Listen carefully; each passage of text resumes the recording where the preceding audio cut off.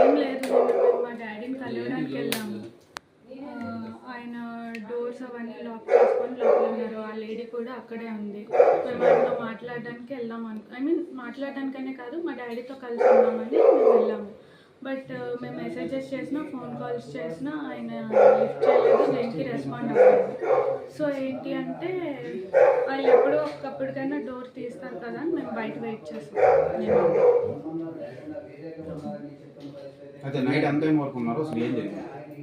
Night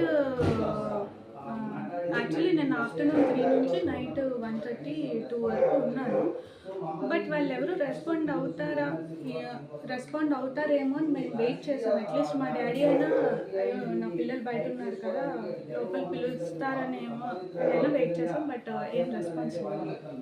ప్రధాన కారణం ఏంటి మీ ఫాదర్ రెస్పాండ్ అవ్వకపోవడం? ఆ లేడీ ఆమెతో ఉండడమే రెస్పాండ్ అవుతుంది. చాలా మంత్స్ అవుతుంది.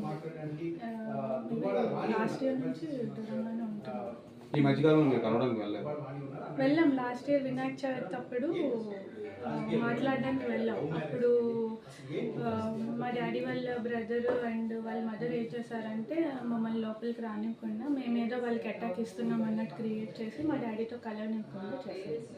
సో ఆ తర్వాత మళ్ళీ మేము ఫోన్లో మెసేజెస్లో కాంటాక్ట్లో ఉన్నాం కానీ ఆయన ఏం రెస్పాండ్ అవ్వలేదు. సో నేను వెళ్ళాం కలవడానికి.